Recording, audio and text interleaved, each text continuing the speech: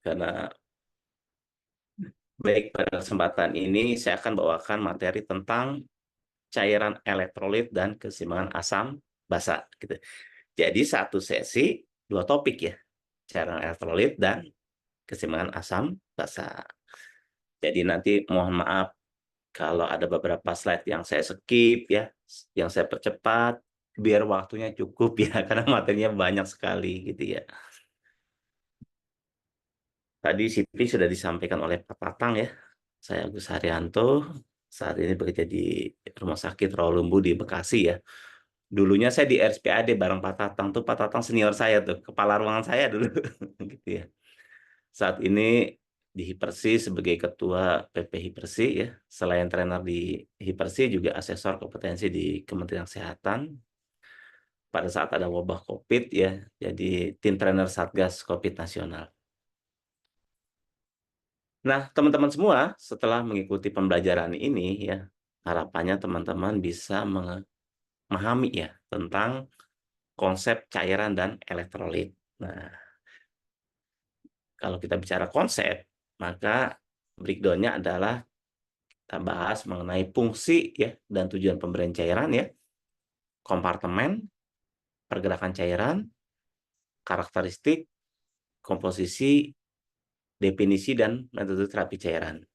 Nah, serta bagaimana peran perawat dalam kebutuhan cairan. Di pertengahan saya akan bawakan materi tentang keseimbangan asam basa, acid base concept ya, dimulai dari konsep pH ya. Kemudian ada 3 pendekatan asam basa ya, oleh Henderson Selba, Baper base concept dan Stewart gitu ya. Nanti kita bahas tuntas ya.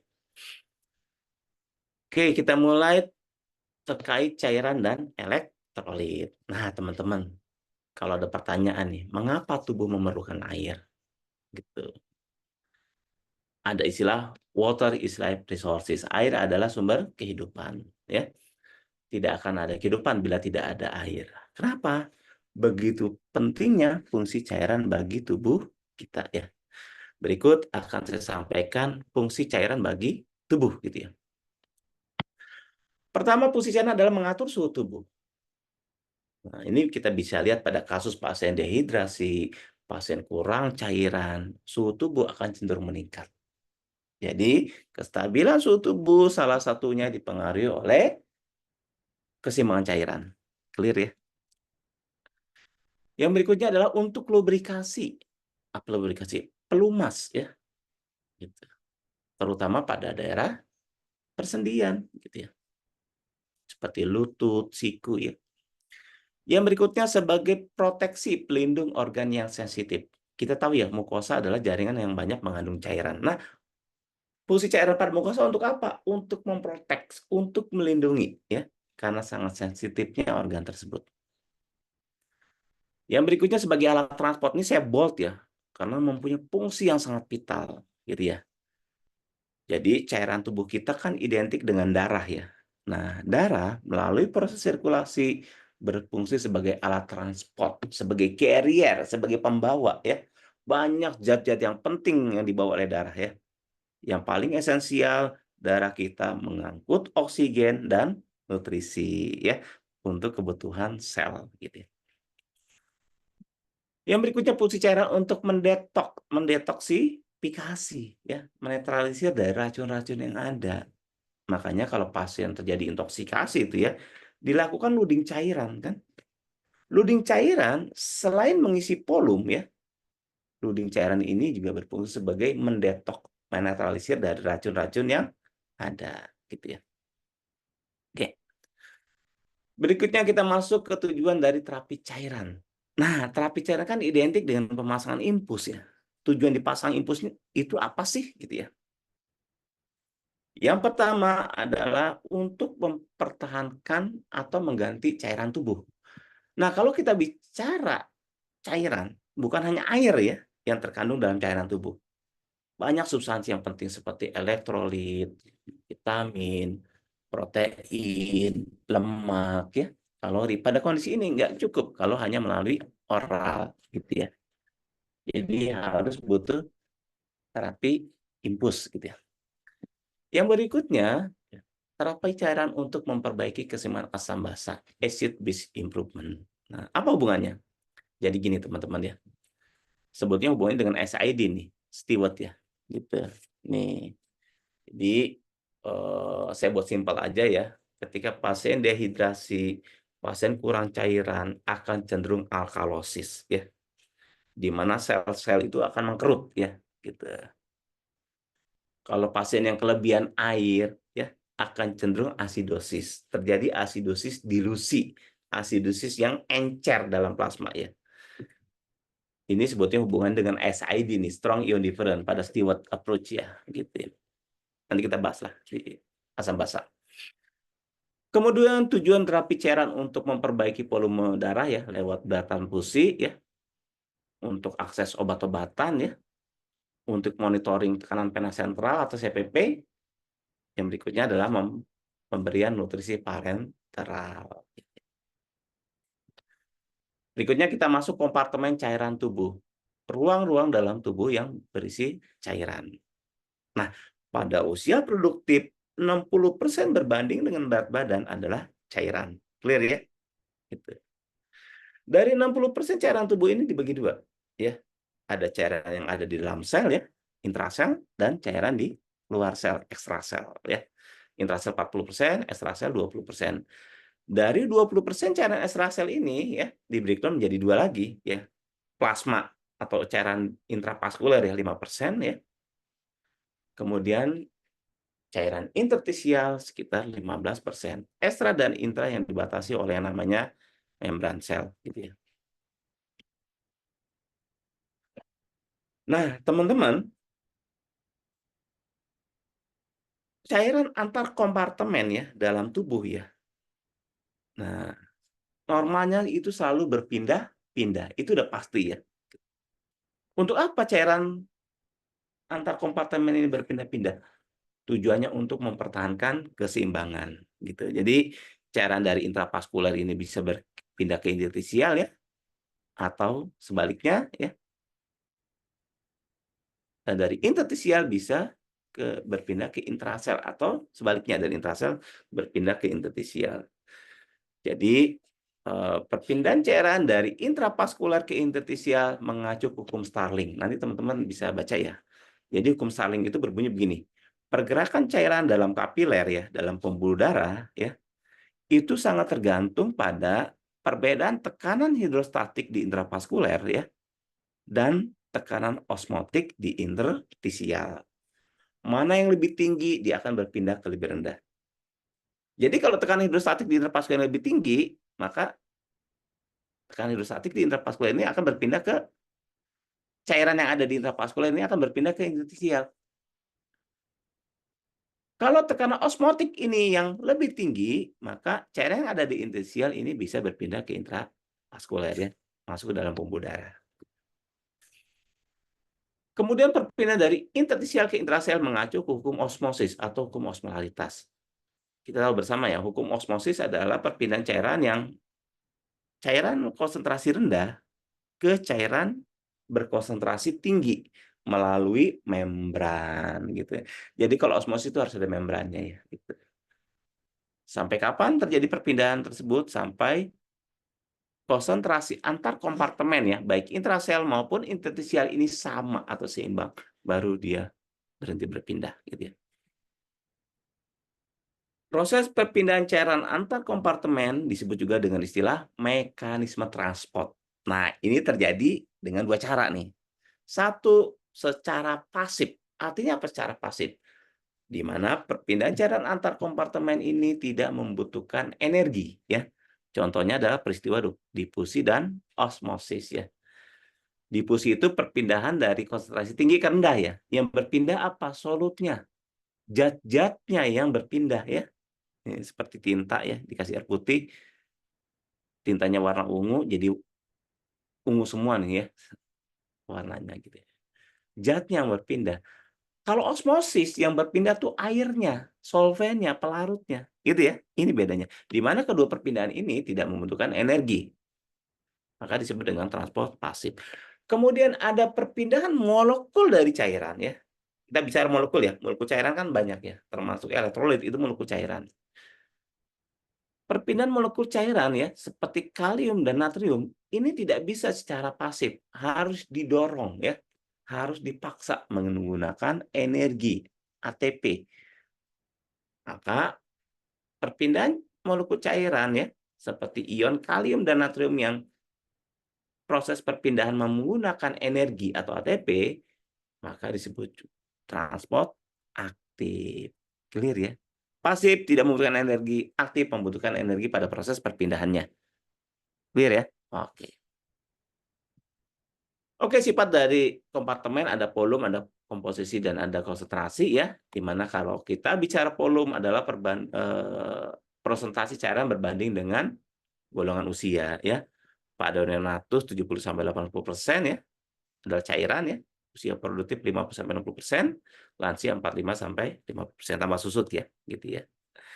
Nah, di mana kalau kita bicara komposisi ya, kita kaitkan dengan kandungan muatan listrik dalam cairan. Jadi cairan itu ada yang tidak mengandung muatan listrik ya, non elektrolit. Contohnya apa? Dextrose, urium, kreatin, lipid tidak bermuatan nih. Kemudian ada cairan bermuatan listrik ya, terpecah menjadi dua yang disebut dengan ion ya. Nah, ion itu berarti bermuatan ya. Kalau muatannya positif kation, negatif anion gitu ya. Berikut adalah komposisi elektrolit berbanding dengan kompartemen. Nah, teman-teman ya, kompartemen tadi ada dua ya, ada intrasel dan ekstrasel ya. Kemudian ion pun ada dua, positif kation, negatif anion. Jadi kation yang paling banyak di luar sel adalah ion natrium. Nah, muatannya di sini ya. Anion yang paling banyak di luar sel adalah klor. Nah, ini paling banyak ya, makanya natrium dan klor ini disebut dengan strong ion ya. Gitu. Kemudian kation yang paling banyak di dalam sel adalah kalium ya. Anion yang paling banyak dalam sel adalah fosfat dan asam organik. Jumlah muatannya sini ya. Ini yang paling banyak. Kalau yang lain nggak terlalu banyak ya. Seperti protein dalam sel banyaknya bikarbonat di luar sel ya. Kalsium di luar sel, magnesium di dalam sel. Nanti teman-teman bisa baca lah. Kemudian kita bicara konsentrasi ya. Jadi konsentrasi itu adalah perbandingan antara zat-zat terlarut dalam pelarutnya. Zat terlarut solut, zat pelarutnya adalah solvent. Jadi perbandingan antara solut dan solvent. Ya. Kita bicara konsentrasi cairan dalam pembuluh darah, disebut juga dengan osmolaritas plasma. Jadi osmolaritas plasma itu menggambarkan 1 miliosmol zat yang terlarut dalam 1 liter pelarut atau larutan. Ingat ya, 1 miliosmol dalam 1 liter. Nah, teman-teman, ada cairan infus tuh, ya. Paling pelabot ya, pelabot infus paling bawah itu ada tuh. Berapa sih nilai osmolaritasnya? Cuman kita sering nggak perhatikan ya. Ganti infus aja ya, gitu. Kalau osmolaritas cairan infus tersebut antara 280 sampai 310, berarti cairan infus tersebut disebut dengan normal osmolaritas. Dikaitkan dengan tonisitas isotonik, gitu ya. Kalau cairan infus tersebut kurang dari 280, hipoosmolaritas, hipotonik. Di atas 310, hiperosmolar, hipertonik. Hati-hati pada pemberian cairan infus yang osmolaritasnya di atas 600. Nggak boleh, ini gampang plebitis ya. Gitu ya. Harus di pena sentral, jangan pena perifer gitu maksudnya ya. Nah, ketika terjadi dehidrasi, terjadi kurang cairan, maka akan jadi peningkatan osmolaritas dalam plasma ya. Kondisi ini ya akan merangsang otak merilis sensasi haus. Jadi kita akan banyak minum kalau terjadi peningkatan osmolaritas. Dan peningkatan osmolaritas ini dipicu oleh kekurangan cairan ya. Gitu. Oke, kita berikutnya adalah keseimbangan cairan normal pada orang dewasa ya. Misalnya ya, total masuk 2.500 nih ya. Melalui minum, makanan, sama cairan metabolisme ya. Cairan metabolisme itu menambah air ya sekitar 10%. Masuk 2.500, tubuh akan mengeluarkan sama ya. Sesuai yang masuk 2.500 juga. Kenapa? Water intake must equal water output. Berapapun masuk akan dikeluarkan sama oleh tubuh ya. Bisa melalui urin, IWL, keringat, feses ya. Ingat, perbedaan masuk dan keluar nggak lebih dari 200 sampai 400 ya. Nah, kalau kita mau hitung IWL nih ya, 10 sampai 15 cc per kilo ya. Dan ketika pasien demam bisa ditambahkan 10 sampai 12% dari kebutuhan per hari jika demam gitu ya. Nah, ini kebutuhan cairan dan elektrolit ya. Pada orang dewasa 1 sampai 2 cc per kilo per jam ya. Anak-anak nih ada breakdown-nya ya, 0 sampai 10, 10 sampai 20 dan di atas 20. Nanti tinggal baca ya. Kebutuhan elektrolit, natrium 2 mg per kilo per hari, kalium 1 mg per kilo per hari. Oke, kita bicara terapi cairan ya. Terapi cairan pada prinsipnya ada dua. Yang pertama adalah resusitasi. Apa sih tujuan dari resusitasi? Tujuan dari resusitasi adalah menggantikan kehilangan cairan yang bersifat akut. Kehilangan cairan yang bersifat akut. Nah, di mana kompartemennya?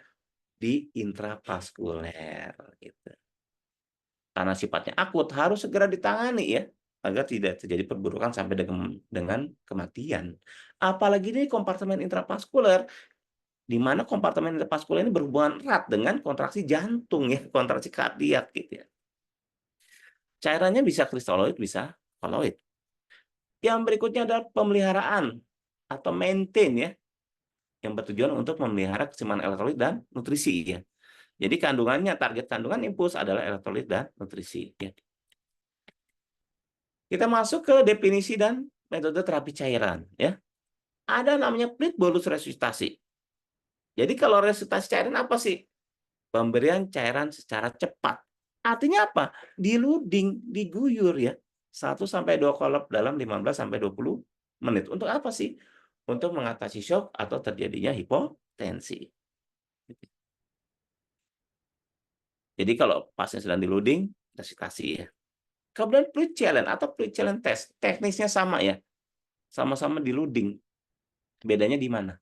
Kalau resusitasi pada kondisi shock atau hipotensi, kalau fluid challenge ya, fluid challenge untuk improve hipoperfusi ya. Sebelum ke arah shock nih ya. Jadi ada hipoperfusi langsung fluid challenge. Yang kedua, caranya tuh nggak banyak kalau fluid challenge ya. Maksimal tuh 500 ya dalam 20 sampai 30 menit. Ada namanya mini fluid challenge. Mini fluid challenge paling kan 100 200 cc kan ya gitu ya. Fluid infusion, pemberian infus secara kontinu, tidak diguyur ya. Untuk apa? Mengganti cairan yang hilang. Contoh gini deh, ada pasien kita balan cairannya ya, minus 700. Nah ini kan nggak boleh nih, minusnya terlalu banyak. Minus 700 ini akan diganti 100 cc per jam selama 7 jam. Ya, biasanya pakai infus pump ya. Itulah fluid infusion, ganti cairan yang hilang. Kemudian fluid maintenance, maintenance cairan infus ya. Mau kita kasih 5 tetes kah, 10 tetes kah, 20, 30 tetes kah, itu namanya fluid maintenance ya. Kalau di ICU pakai infus pump mungkin kita nggak bicara tetesan ya, bicara volume ya, berapa mililiter ya, atau berapa cc ya. Oke, cairan resusitasi ada dua ya, ada kristaloid, ada koloid. Nah, teman-teman sering dengar ya, cairan kristaloid. Apa sih kristaloid? Nah, jadi cairan infus kristaloid di mana kandungan elektrolit dan atau dextrose pada cairan infus tersebut sama dengan jenis dari elektrolit dan dextrose pada plasma, pada cairan yang ada dalam pembuluh darah gitu ya. Contohnya apa? Contohnya adalah infus RL ya, NaCl 0,9%, Asering RD-5KN ya. Di mana kristaloid ini merupakan pilihan utama pemberian cairan intravena untuk mengisi volume awal. Jadi ketika pasien itu diinfus, pasti awalnya pakai kristaloid deh ya, gitu ya. Dan ciri khas dari kristaloid, molekulnya tuh kecil, rendah, kurang dari 8 kilodalton. 25% bertahan di intravaskuler setelah pemberian awal kurang dari setengah jam. Jadi gini teman-teman, kalau ada pasien diinfus RL ya 500 cc, nggak sampai setengah jam, 500 cc RL yang masuk ke pena itu akan keluar ya, merembes kemana? Ke interstisial. Karena memang tujuan dari kristaloid selain mengisi intravaskuler ya, dia mengisi interstisial yang akurat. Kemudian ada koloid. Nah, jadi cairan koloid adalah larutan suspens ya, padat ya, mengandung protein dan non protein. Jadi ciri khas dari koloid molekulnya tuh gede, besar ya, di atas 30 kilo Dalton. Tadi kalau kristaloid kurang dari 8 kilo, sementara koloid di atas 30 kilo gitu ya. Nah, untuk apa sih pemberian koloid? Koloid untuk mempertahankan tekanan onkotik. Nah, apa tekanan onkotik? Tekanan onkotik adalah tekanan yang dibutuhkan agar cairan tetap berada di intravaskuler, nggak gampang rembes, gitu ya. Nah, teman-teman, jadi kalau tadi kita bicara kristaloid, ya, target saya balik ya. Kristaloid adalah interstisial target ya. Jadi kristaloid itu targetnya di interstisial. Kalau koloid targetnya di intravaskuler. Sedangkan kalau kita bicara dextrose, cairan mengandung glukos, targetnya adalah di intrasel ya. Gitu. Clear ya, teman-teman. Nah, ini jenis cairan koloid nih ya. Yang sintetik non protein ya seperti hidroksietilstat HS ya, gelatin, galapusal, dextran ya. Yang non protein, yang protein adalah albumin. Di sini bagaimana peran perawat dalam kebutuhan cairan. Pertama, perawat cepat tanggap ya dan cakap dalam mengatasi ketidakseimbangan cairan dan elektrolit, apalagi sebagai perawat ICU ya. Motonya cepat, tepat, akurat ya. Cepat tanggap, harus cepat ya. Kalau nggak cepat telat ya gitu ya. Karena semuanya ada golden period ya. Jadi untuk mengatasi keseimbangan cairan dan elektrolit, kita tidak hanya bicara volume saja yang seimbang ya. Volume cairan yang seimbang tanpa diimbangi elektrolit normal, tidak akan terjadi keseimbangan cairan. Clear ya? Misal gini, volume cairan seimbang, terjadi apa? Hipokalemi. Nah, ketika terjadi hipokalemi, akan terjadi apa? Penumpukan cairan di interstisial ya. Cairan dari intrasel akan keluar semua ke interstisial. Akan terjadi apa? Edema interstisial gitu ya. Makanya kalau pasien hipokalemi itu akan terjadi udim ya, gitu ya. Pada pasien dengan gagal ginjal gitu ya. Yang kedua, kalau pasien hiponatremi, maka semua cairan yang ada di interstisial ya akan masuk ke intrasel. Jadi apa? Edema sel. Clear ya? Kemudian kita berperan dalam pemasangan cairan impuls ya, dari mulai pemilihan dari persiapan ya, pemilihan track ya, proses insersi, perawatan impuls ya, gitu ya. Ini semua perawat lah pastinya. Kemudian kita melakukan monitoring pemantauan kebutuhan cairan ya. Apalagi kita eh, pantau tuh secara intake output-nya ya. Intake-nya, output-nya, harapannya biar balance ya gitu. Oke, berikutnya kita masuk ke acid base konsep ya, keseimbangan asam basa. Konsep asam basa ya, di mana asam basa ini harus dipertahankan dalam kondisi seimbang. Nah, pertanyaannya kenapa sih kita harus belajar asam basa gitu ya? Jawabannya so simpel ya. Karena kita sebagai perawat ICU akan banyak merawat pasien dengan gangguan asam basa. Jadi kita harus ngerti lah ya bagaimana konsep asam basa. Nah, apa sih penyebab asam basa? Gitu ya. Banyak teman-teman yang bilang penyebab gangguan asam basa adalah pH. Salah ya. Asam basa secara langsung tidak disebabkan oleh pH. Apa penyebab gangguan asam basa?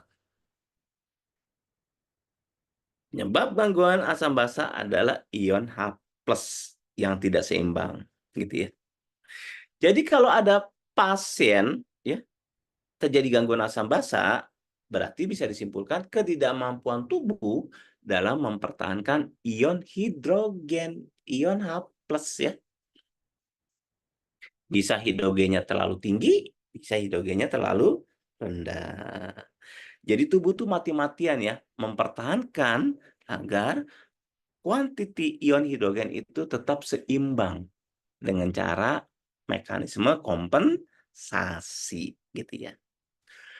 Nah, teman-teman, kuantitas ion hidrogen dalam plasma ini sangat-sangat kecil ya, sehingga sulit untuk dihitung, sulit untuk dianalisa.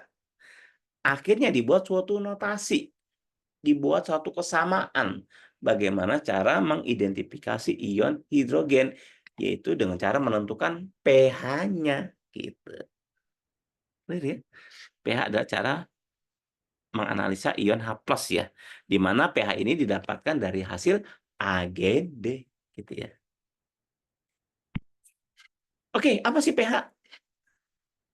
Notasi pH diciptakan oleh seorang ahli kimia dari Denmark ya, seorang Peter Sorensens. Artinya logaritma negatif dari ion hidrogen ya. P-nya itu the potence atau the power dari ion hidrogen. Gitu ya. Nah, makanya ion hidrogen ini ada gambar timbangan ya. Kenapa harus gambar timbangan? Di mana kuantitas ion hidrogen ini harus selalu dijaga dalam kondisi seimbang ya, agar tidak jatuh ke asam atau ke basa. Clear ya teman-teman ya? Oke, kita back to definition ya. So how about the meaning about the acid base? Saya buat simpel ya. Kalau baca literatur itu banyak banget ya, dan memang agak complicated. Saya buat simpel aja. So, apa sih asam? Ya, simpel saja. Asam adalah hidrogen berlebih. Clear ya? Asam hidrogen berlebih. Kalau kita kaitkan dengan pH, artinya apa? pH itu log negatif, logaritma negatif. Artinya itu berbanding terbalik, teman-teman. Mungkin kalau ada spidol papan tulis saya jelaskan nih, kenapa bisa berbanding terbalik ya. Jadi kalau asam adalah hidrogen berlebih, dikaitkan dengan pH berbanding terbalik, pH-nya itu rendah, kurang dari 7,35. Makin banyak ion hidrogen, pH-nya makin rendah. Jadi pH 7,20 sama pH-nya 6, lebih banyak hidrogennya yang pH-nya 6 ya, ketimbang 7,20. Jadi makin kurang pH, makin banyak ion hidrogen. Clear ya? So, what do you mean about base or alkali? Basa atau alkali adalah kondisi hidrogen kekurangan ya. Asam hidrogen berlebih, basa hidrogen kurang. Clear ya? Dikaitkan dengan pH, log negatif artinya apa? Berbaring terbalik. pH-nya tinggi, lebih dari 7,45. Makin kurang ion hidrogen, maka pH-nya makin tinggi gitu ya. Makanya kalau pH itu sampai 8, waduh itu hidrogennya mungkin hampir habis tuh ya. Gitu, clear ya. Teman-teman ini jangan terbalik loh teman-teman ya. Ini kalau teman-teman di sini terbalik, kesananya tuh salah semua jadinya gitu. Oke, mengapa pengaturan pH sangat penting? Nah, ini saya ambil ya, saya kutip dari jurnal di Inggris ya, tahun 1998 oleh Horacio J. Androck ya, pada Management of Lactic Acid Base Disorder ya. Jadi ada 4 sistem yang dibahas di sini. Pertama adalah kardiovaskuler ya, di mana pada pasien asidosis berat ya, di kardiovaskuler terjadi gangguan kontraksi jantung ya, vasodilated artery ya, vasokonstriksi pena ya, sehingga cardiac output-nya turun ya. Kalau cardiac output turun, blood pressure pasti turun ya. Pasti terjadi aritmia. Di pernapasan terjadi sesak ya, hiperventilasi, di metabolisme peningkatan kebutuhan metabolisme.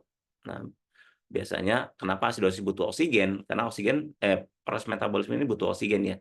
Jadi oksigen demand-nya itu tinggi. Terjadi resistensi insulin. Kalau pasien asidosis, cek gula, itu gulanya cenderung tinggi ya. Karena kemudian lemas ya, karena terjadi penurunan sintesis dari ATP. Kemudian kalau cek albuminnya, albumin cenderung turun. Kenapa? Terjadi peningkatan dari degradasi protein gitu ya. Di otak menghambat metabolisme dan regulasi volume sel otak sehingga terjadi penurunan sadaran. Ini akibat asidosis berat. And then Ini adalah akibat alkalosis berat ya, di mana di kardiovaskuler jadi vasokonstriksi arteri ya, terjadi angina ya, arternya ventricle, di pernapasan terjadi napasnya lambat ya, yang meningkatkan hiperkarbia ya, CO2 meningkat, di metabolik stimulasi glikolisis anaerob.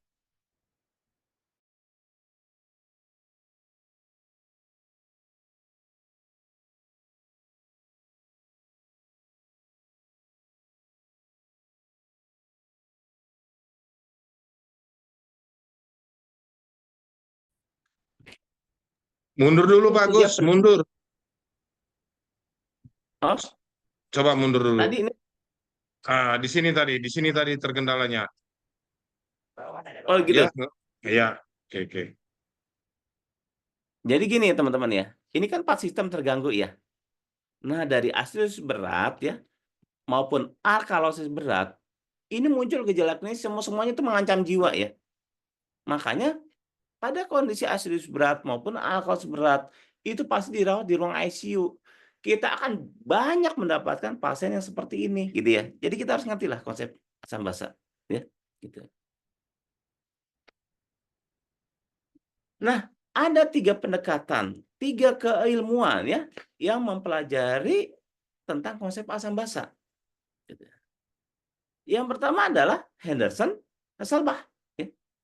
Kedua, aseptic testing. Ketiga adalah psikosemikal dari Stewart. Nah, oke, saya buat simpel aja ya, biar teman-teman nggak terlalu pusing ya. Misalnya begini, eh, ada pasien ya, di mana pasien ini habis diambil sampel AGD, clear ya. Nah, kita harus kejar tuh kalau ada yang sampel sampel AGD ya. Jangan habis sampel analisa gas darah kita diamkan, kita cuekin gitu ya.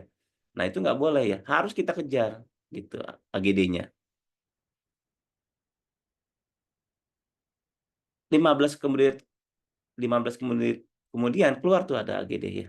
Tanya dong, "Oh, AGD-nya sudah keluar belum?" "Sudah. Saya mau tahu HCO3-nya berapa sih?" Gitu ya. Kalau orang tersebut dalam membaca AGD fokus ke HCO3 ya, HCO3 bikarbonat ya, maka dia memakai ya gayanya Amerika dalam membaca AGD. Clear ya? Jadi HCO3 ini ya apa di, dianut oleh Henderson Hasselbalch ya tahun 1919 yang dikenal dengan metode tradisional ya, di mana Henderson Hasselbalch ini lulusan medical school di Boston. Boston tuh di Amerika. Jadi kalau baca AGD yang lihat HCO3 pakai gaya Amerika. Nah, kalau ada hasil AGD keluar yang ditanya tuh BE ya, bukan HCO3. BE, oh BE-nya berapa? Berarti orang tersebut pakai gaya Eropa. Clear ya? Di mana pionirnya adalah Assumption Hastings ya, tahun 1948 yang dikenal dengan Buffer Based Concept. Jadi Assumption Hastings ini lulusan medical school di Copenhagen. Copenhagen tuh Eropa ya. Jadi dulu dikenal dengan istilah apa? The Great Transatlantic Acid Base Debate. So, what do you meaning about the Great Transatlantic Acid Base Debate?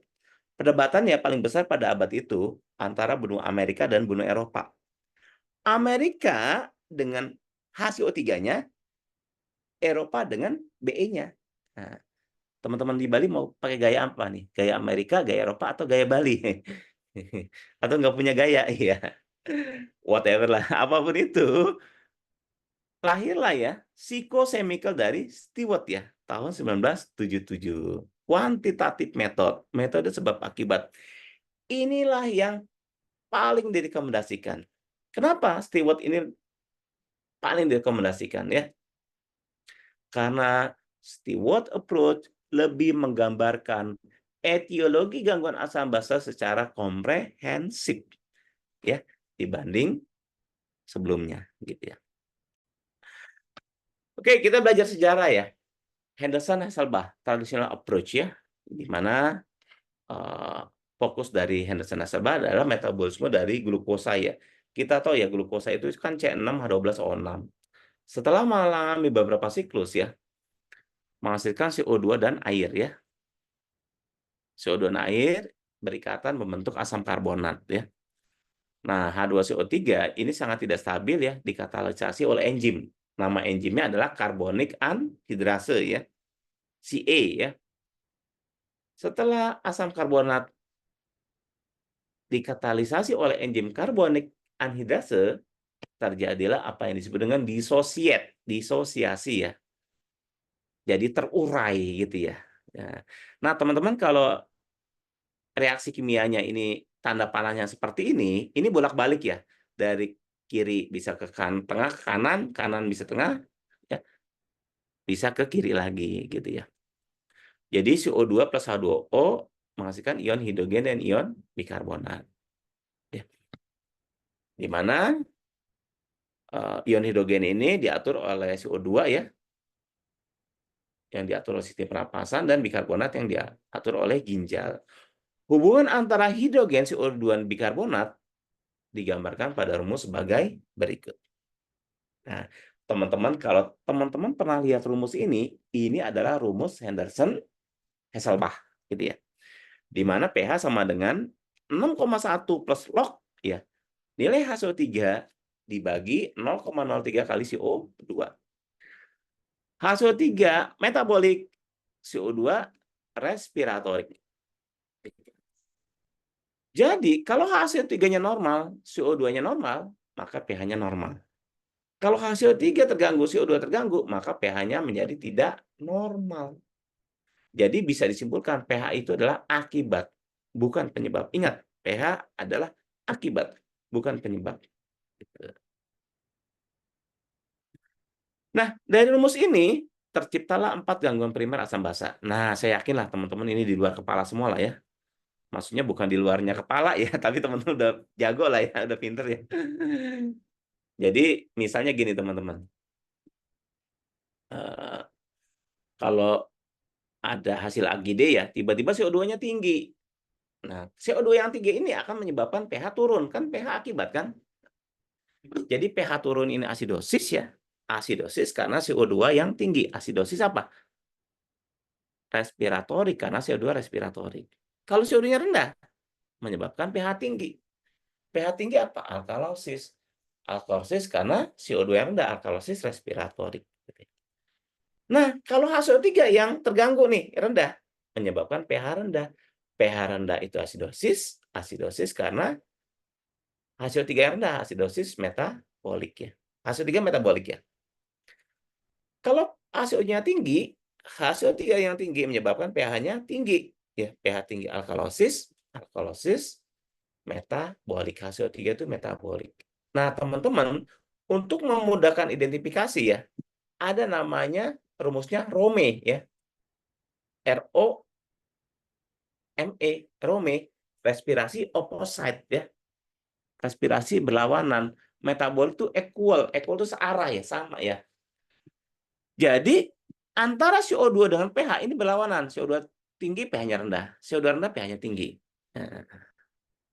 Sedangkan metabolik equal searah antara pH sama HCO3. HCO3 rendah, pH-nya rendah. HCO3 tinggi, pH-nya tinggi. Gitu. Clear ya? Mungkin teman-teman kalau mau pakai rumus tik-tak-tuk juga boleh. Rumus arrow juga boleh. Mau rumus sendiri juga boleh. Yang penting hasilnya benar aja ya. Gitu ya. Nggak ngawur gitu ya. Nah, kalau gangguan primer, yang terganggu itu cuma satu saja, teman-teman. Clear ya? Gangguan primer yang terganggu itu cuma satu saja. Kalau CO2 yang terganggu, HCO3-nya normal. Kalau HCO3 yang terganggu, CO2-nya normal. Bagaimana kalau terganggu dua-duanya? Contoh ya. pH sama dengan 6,1 plus log. Nilai HCO3 dibagi alfa kali CO2. HCO3 di ginjal, CO2 di paru. HCO3 sifatnya apa sih? Basa. HCO3 itu basa. CO2 asam. CO2 itu asam ya. Kalau gangguan di pernapasan ya, terjadi hipoventilasi yang menyebabkan CO2 meningkat. Nah, kondisi CO2 meningkat ini akan mengkompensasi ginjal untuk meningkatkan sekresi dari HCO3 ya. Harapannya pH-nya normal. CO2 tinggi, HCO3 tinggi, pH-nya normal. Gitu ya. Bagaimana kalau gangguannya di ginjal? HCO3-nya turun ya. Nah, maka kemampuan ginjal dalam mensekresi HCO3 menurun ya. Ginjalnya rusak. Sehingga akan mengkompensasi paru-paru untuk meningkatkan laju napas. Sehingga CO2-nya jadi rendah. HCO3 rendah, CO2 rendah. Harapannya pH-nya normal. Jadi tujuan dari kompensasi itu menormalkan pH. Namanya kompensasi itu sesuai primer ya. Primer rendah, kompensasinya rendah. Primer tinggi, tinggi. Tinggi, tinggi. Rendah, rendah. Jadi yang namanya kompensasi itu mengikuti primer. Sama gitu ya. Nah, contoh ya, interpretasi hasil. pH sama dengan HCO3 ya, dibagi CO2. HCO3 metabolik, CO2 respiratorik. Pada pasien dengan alkalosis metabolik. pH tinggi, HCO3 tinggi. Alkalosis metabolik. CO2-nya normal. Ini primer yang atas ya. Karena yang terganggu cuma satu. Nah, yang bawah, yang tengah ini, pH tinggi, HCO3 tinggi, alkalosis metabolik. CO2 yang tadinya normal, dia ikut-ikutan tinggi. Mengikuti, berarti sudah dikatakan terjadi kompensasi. Lihat pH-nya belum normal, maka kompensasinya sebagian. Kalau pH-nya menjadi normal, maka kompensasinya penuh. Ya. Oke, satu lagi lah. Asidosis respiratorik. pH rendah, CO2 tinggi, asidosis respiratorik. HCO3-nya normal. Clear ya? Kemudian HCO3 yang tadinya itu normal, jadi ikut-ikutan tinggi. Berarti sudah dikatakan kompensasi. Lihat pH-nya belum normal. Berarti kompensasinya sebagian. Belum normal ya. Kalau pH-nya menjadi normal, maka kompensasinya penuh. Jadi gampang teman-teman. Kalau yang terganggu cuma satu, primer. Kalau terganggu dua-duanya, tapi sama ya dua-duanya ya. Rendah-rendah, tinggi-tinggi. Kalau terganggu dua-duanya, berarti sudah dikatakan kompensasi. Kompensasi ada berapa? Ada dua. Maka lihat pH-nya. Kalau pH-nya belum normal, berarti kompensasinya sebagian. Terjadinya kompensasi menyebabkan pH menjadi normal, berarti kompensasinya penuh gitu atau sempurna ya. Clear ya teman-teman ya. Jadi sebetulnya kalau kita bicara Henderson-Hasselbalch, cukup tiga ini aja yang teman-teman lihat gitu ya. Nggak usah semua, walaupun agar itu hasilnya banyak ya. Ada BE, ada oksigen, ya. Ada yang lain-lain. Tiga ini aja. pH ya, CO2 sama HCO3. Clear ya? Oke, kita latihan kasus teman-teman. Pasien dengan seorang wanita 2 tahun dengan CKD ya. Masuk ke rumah sakit, pH-nya sebagai berikut. pH 7,20, CO2 45, HCO3 15. Teman-teman ada mau coba jawab interpretasi AGD menurut Henderson-Hasselbalch? Ini apa nih gangguannya? Kalau mau jawab, Asidosis, Pak. aja ya. Asidosis apa? Asidosis metabolik. Asidosis Tahu dari mana ini asidosis metabolik? Dari pH-nya dari dari pH-nya yang HCO tinggi. pH rendah, HCO3-nya rendah. rendah, CO2-nya? CO2-nya? CO2-nya normal, Normal, Nah, good. murni. tidak Iya. terkompensasi, Pak. Iya, mau bilang murni, mau tidak terkompensasi, mau asidosis metabolik tok ya. Enggak gitu ya. Good asidosis metabolik ya. Nomor 2, Asidosis respiratorik. yang lain setuju? Yang lain gimana? Setuju nih asidosis respiratorik? Tidak Tahu dari mana? terkompensasi. Tahu dari mana asidosis respiratorik? CO2-nya. CO2-nya tinggi, Pak. Penanda respirasi Good. bermasalah. Good. Asidosis respiratorik. Nomor 3, Alkalosis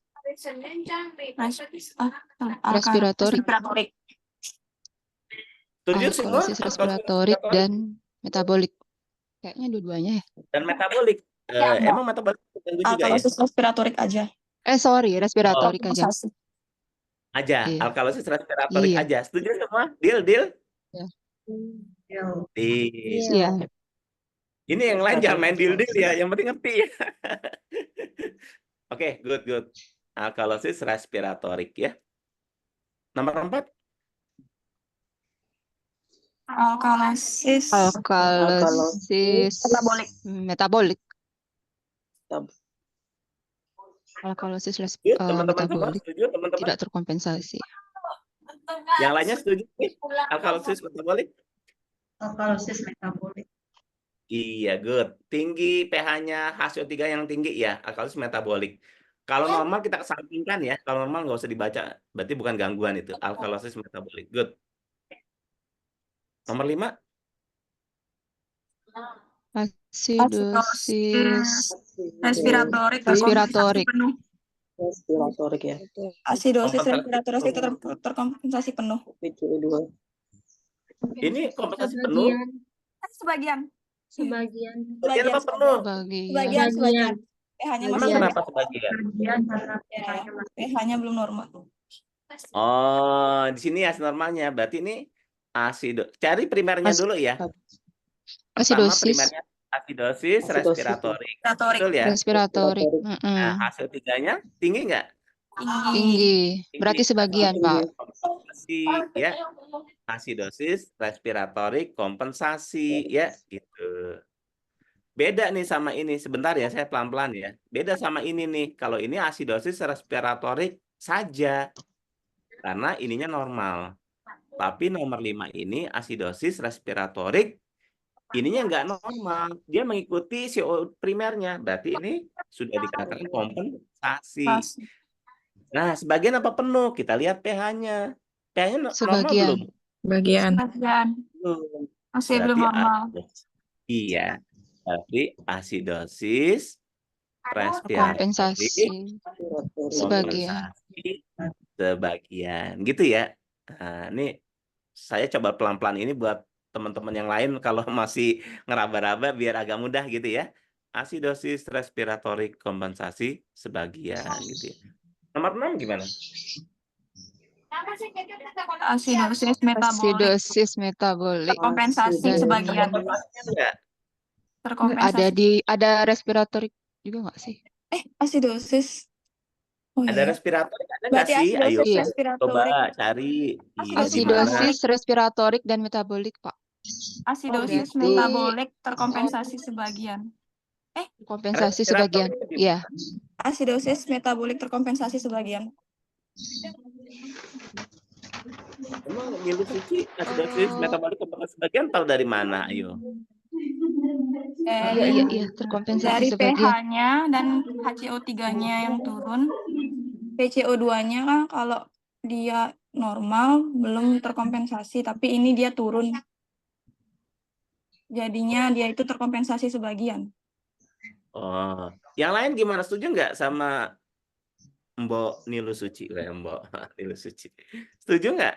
Ini asidosis metabolik kompensasi sebagian. Iya, kompensasi sebagian. Setuju nggak ini teman-teman semua? PCO2-nya. Setuju. Setuju. Kalau nggak setuju nggak apa-apa ya, kan demokrasi ya. Kita kan belajar bareng-bareng ya. Asidosis metabolik ini ada kompensasi mengikuti turun ya. Sorry. Asidosis metabolik kompensasi sebagian. Betul ya? Betul tadi. Nilu Suci. Asidosis metabolik kompensasi sebagian gitu ya. Nomor 7.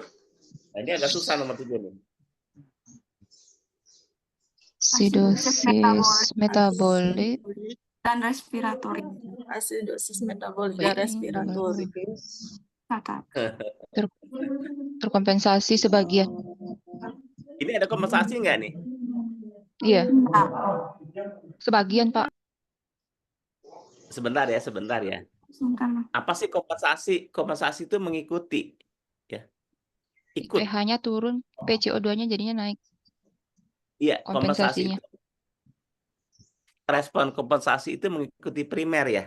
Itu namanya respon Primernya kompensasi. kan Contoh, pH-nya, iya. ya sebentar. Ini seperti Enggak. ini. Ini asidosis respiratorik kompensasi ya. Artinya primernya naik, kompensasinya mengikuti kan? Ini primernya, ini kompensasinya naik. Itu namanya kompensasi mengikuti. Nah, nomor 6 gini. Primernya nih asidosis metabolik. Hasil 3 primer nih. CO2-nya kompensasi mengikuti kan? Turun. Iya, Turun. turun. Nah, naik.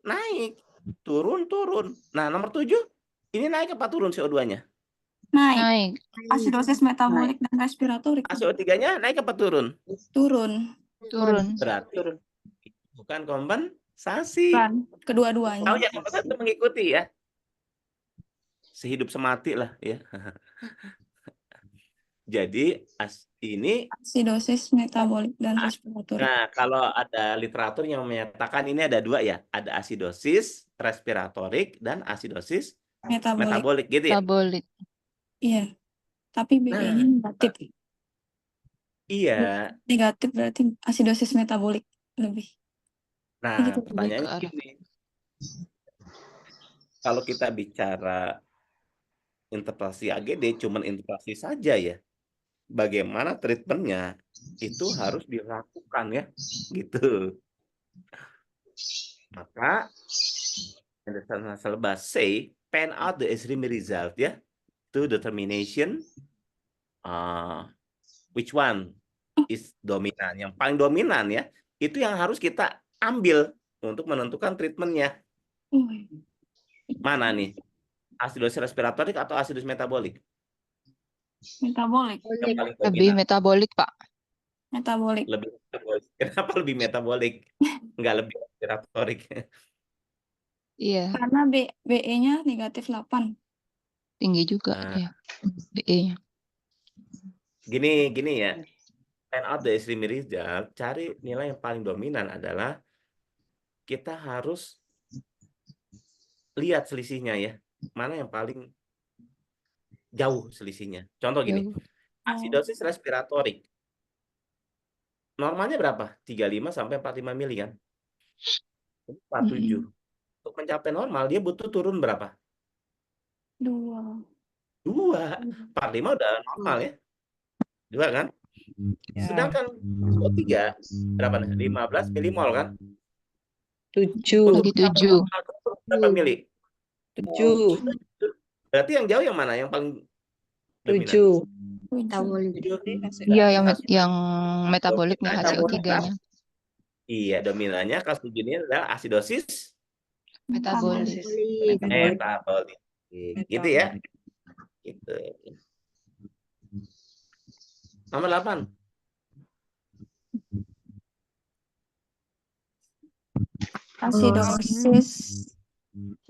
Asidosis respiratorik terkompensasi penuh. Itu dua-duanya ya. CO3-nya CO2-nya juga turun. Ya. CO3 Kalau ada yang bisa jawab, Salah deh, Pak Tatang. belum. Kalau ada yang bisa jawab langsung ini Pak Tatang sudah menyiapkan iPhone 15 nanti untuk dibawa ke Bali ini. Jadi itu tambahannya kapasitas asidosis respiratorik terkompensasi penuh, Pak. Alkalosis Asidosis respiratorik. kompensasi penuh. Kompensasi Nah, kalau asidosis penuh. kalau asidosis respiratorik CO2-nya tinggi. Ya. Respiratorik CO2-nya tinggi. Iya enggak ya? Oke. Gini, pelan-pelan ya, pelan-pelan. pH normal. Ini bukan AGD normal ya. Iya. Ini bukan AGD normal ya. Kalau AGD normal itu pH-nya normal, CO2-nya normal, CO2 normal, HCO3 normal. semua normal, is normal ya. Kalau ini pH normal ini berarti karena CO2 sama enggak normal berarti pH-nya Sudah ini terkompensasi. hasil dari kompensasi. Gimana? Sebagian apa penuh? Penuh, Pak. Penuh. Karena pH-nya sudah normal. Iya, penuh atau sempurna gitu ya. Nah, jadi gini teman-teman. dari pH ke CO2. Ingat, yang bikin CO2 Banding rendah terbalik. berarti bukan respiratorik dong. Apa? Alkalosis kan? Iya, alkalosis. Rendahnya kan alkalosis. Berarti nomor 8 ini bisa alkalosis, respiratorik, Ya, kompensasi terkompensasi. penuh. Gimana? Nih, HCO2 bisa alkalosis respiratorik. Torik. HCO3-nya mengkompensasi. Ya. Alkalosis respiratorik Terkompensasi mengkompensasi dengan penuh Alkalosis, karena ya. pH-nya normal. Mm. Bisa juga asidosis metabolik. Kompensasinya penuh. CO2 mengkompensasi. Jadi CO2 itu bisa mengkompensasi HCO3 atau HCO3 bisa mengkompensasi CO2. Kan tadi saya tulis itu di rumus ya, pH sama dengan 6,1 plus log HCO3 dibagi alfa CO2. Di mana HCO3 dengan CO2 ya, HCO3 itu di ginjal, CO2 di paru-paru itu saling mengkompensasi gitu ya. Jadi bisa CO2 mengkompensasi HCO3, bisa HCO3 mengkompensasi CO2 gitu. Kalau hasil sebelumnya alkalosis respiratorik kompensasi sebagian, maka nomor 8 ini adalah alkalosis respiratorik kompensasi penuh. Kompensasi penuh. Kalau hasil sebelumnya asidosis metabolik kompensasi sebagian, maka nomor 8 ini adalah asidosis metabolik kompensasi penuh. Jadi ini nggak ada jawabannya itu bisa 2 kemungkinan. Clear ya? Bisa keduanya ya. Gitu. Kan tergantung dari hasil sebelumnya, Mbok ya. Kan kalau kompensasi itu kan nggak langsung apa sekonyong-konyong ya. Dia butuh waktu dan kompensasi efektif dalam waktu 24 jam. Gitu. Teman-teman kalau lihat ini, lihat. Kalau ini CO2 rendah, nggak mungkin dong asidosis respiratorik. Nggak mungkin. Yang CO2 rendah itu bikin alkalosis. Oke, kalau HCO3 rendah, nggak mungkin dong alkalosis metabolik. Nggak mungkin. Kalau HCO3 rendah itu pasti asidosis gitu ya. Cuman ini kompensasinya sudah penuh. Gitu ya teman-teman ya. Nanti belajar lah ya. Ini sebetulnya ini soal AGD ini saya ada 50 soal, ini saya pangkas ya jadi 8 karena waktunya biar cukup gitu ya.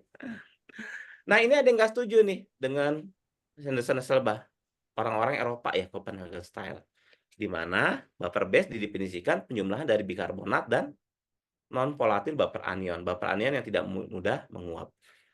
Kalau kata orang Eropa ini lebih betul nih BE ketimbang HCO3. Kenapa? Sudah mengikutsertakan hemoglobin pada proses penghitungannya. Hemoglobin kan penting kan buat perfusi sel ya, gitu ya. Base excess and base deficit. BE normalnya positif 2 sama negatif 2 ya. Base excess berarti basa berlebih, berarti BE-nya tuh lebih dari positif 2 ya. Di atas positif 2. Base excess adalah kelebihan basa. Jumlah basa, ya basa itu HCO3 yang harus dikurangi agar pH normal. Base deficit, kekurangan basa, jumlah basa atau HCO3 yang harus ditambahkan agar pH normal. Jadi teman-teman antara BE sama HCO3 itu tegak lurus ya. BE-nya tinggi ya positif, di atas positif 2 misalnya positif 5 ya, HCO3-nya pasti tinggi. BE-nya minus rendah ya, misalnya minus 5, minus 7, maka HCO3-nya jadi rendah gitu. Ini orang Amerika ya cuman HCO3 tok ya, HCO3 saja, sedangkan orang Eropa dia pakai BE karena ada non volatil baper anion yang sebagai pertimbangan gitu. Stewart approach ya. Ini juga yang terbaru ya, di mana prinsip dasar persamaan Stewart itu ada 2. Law of mass, hukum kekawalan massa. Massa suatu zat tidak akan berubah apabila tidak ditambah, diproduksi, diambil, atau dihancurkan. Biasanya merubah apa? Patologis ya, penyakit ya. Electron neutrality, kation dan anion itu sama ya. Gitu ya. Di tubuh kita. Jadi pH ditentukan oleh penguraian air. Nah, di sinilah ya. Air itu kan H2O. Terurai menjadi hidrogen dan OH-. Kalau hidrogen dan OH- ini sama, normal seperti di tubuh kita nih. Saya yakin saya dan teman-teman semua ion hidrogennya dan OH-nya, hidroksida ya, itu sama. Kalau hidrogen lebih tinggi ketimbang OH-, asidosis. Hidrogen lebih kurang dari OH-, alkalosis atau basa. Clear ya? Gitu. Hidrogen dalam plasma ditentukan oleh dua variabel bebas dan terikat atau dependennya. Yang paling penting mah variabel bebas ya, karena ini yang menentukan. Kalau dependen kan cuma efek ya. Nah, dia variabel bebas itu ada 3, ada CO2, ada SID dan weak acid. Oke, kita bicara CO2 ya. CO2 tinggi, hidrogen yang dihasilkan tinggi. Semakin tinggi CO2, semakin banyak hidrogen yang terbentuk. Gitu. CO2 tinggi, hidrogennya banyak. Hidrogen banyak apa tadi? Asam kan, asidosis. CO2 rendah, hidrogennya rendah. Hidrogen rendah apa? Basa. Clear ya? Jadi ion hidrogen itu sangat ditentukan oleh kuantitas CO2. Karena CO2-nya pasti terurai dalam air ya. Akan membentuk ion hidrogen. Yang berikutnya SID, strong ion different. Kita diseimbangkan muatan ion kuat ya. Nah, jadi yang paling esensial ya, ion kuat kation diwakili oleh natrium, anion diwakili oleh klor. Natriumnya misalnya 140 ya. Klornya misalnya 105. 140 dikurang 105 berapa? 35 ya. Normal nggak 35? Normal, karena SID itu 30 sampai 40. Kalau SID kurang dari 30, selisih natrium dan klor kurang dari 30, asidosis. Selisih natrium dan klor lebih dari 40, alkalosis. Makanya kalau steward selain AGD harus cek elektrolit, nggak bisa gitu ya. Weak acid, protein dan fosfat. Jarang cek fosfat ya, ceknya protein albumin ya. Albumin normal, albumin itu anion ya, maka di barisan anion dia. HCO3 sebagai baper, maka dia sebagai SID. Karena albumin normal, HCO3 sebagai SID normal. Albumnya tinggi, lihat HCO3 sebagai SID. Kurang kan, rendah kan? Kation sama anion mesti netral nih, harus sama. Asidosis hiperprotein. Bagaimana kalau albumnya rendah? Nah, lihat HCO3 sebagai SID normal, sedikit ya, kurang, banyak dia. Karena albuminnya rendah, SID-nya jadi tinggi. Kation sama anion kan elektronetrality harus sama ya.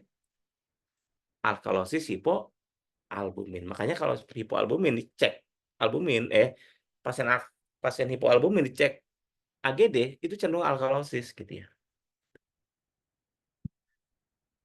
Nah, dikarenakan CO2, SID dan weak acid muncul di plasma ion-ion ini nih, hidrogen, hidroksida, CO3 ya, amin hidroloik ya, bikarbonat. Ini ion karbonat ya.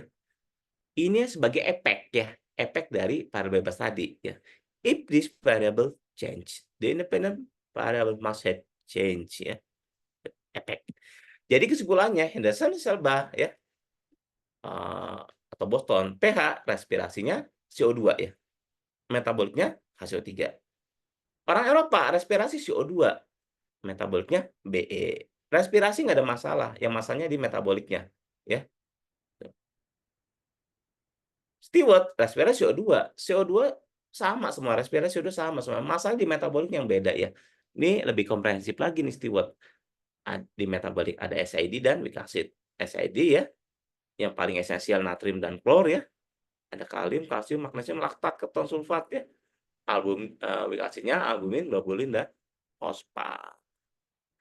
Baik, demikian yang saya sampaikan ya. Jika ada mau ditanyakan, didiskusikan, saya kembalikan ke Pak Tatang. Silakan Pak Tatang. Ya, terima kasih Pak Agus untuk materi cairan elektrolit dan keseimbangan asam basa. Kita ke sesi diskusi teman-teman. Ada yang ingin diklarifikasi atau ditanyakan? Silakan.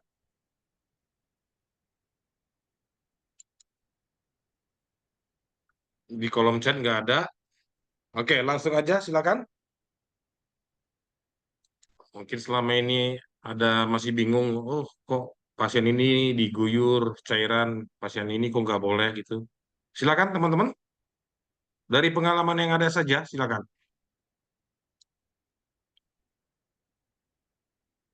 Tidak berbayar, gratis.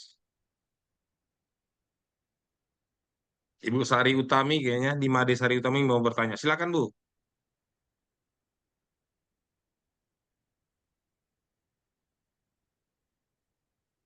Mikrofonnya dibuka kalau mau bertanya.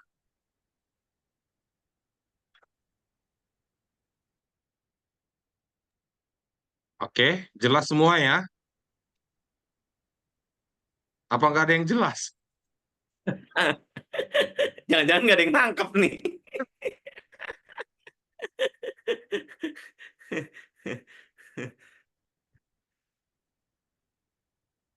Kok masih terpesona aja, jadi masih kaget.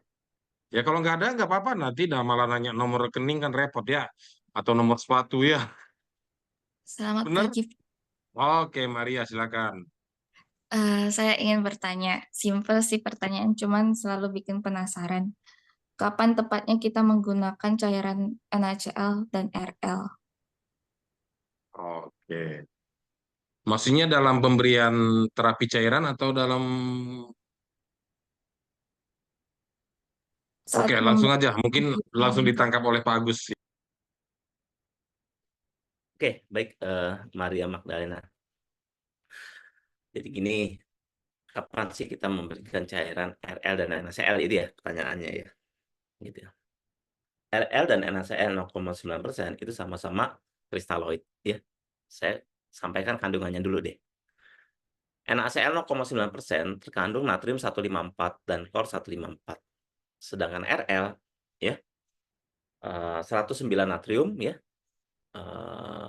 Klornya 37 ya dan laktat 28.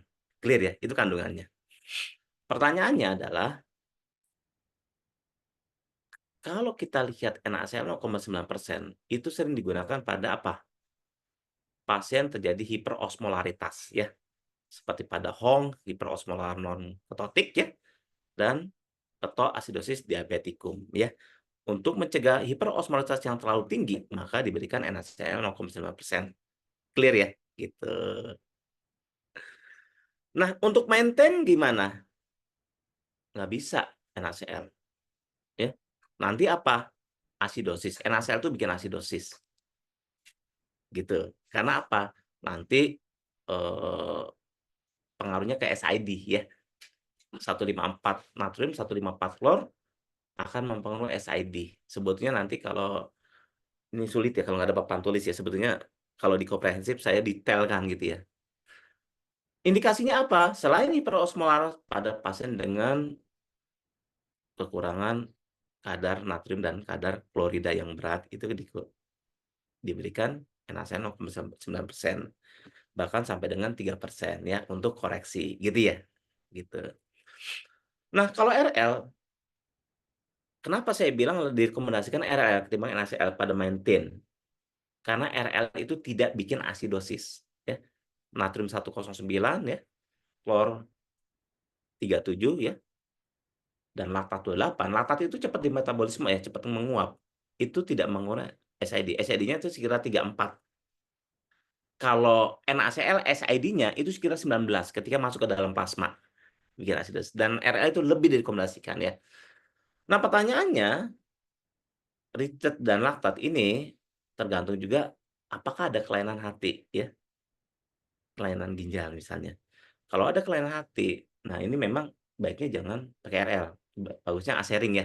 Karena metabolisme asering itu di otot, sedangkan RL di hati. Jadi bikin metabolisme berat gitu. Cuman kan plus minus ya. Asering itu mahal banget ya. Walaupun aman ya. Asetarinnya tuh di otot metabolismenya, bukan di hati gitu ya.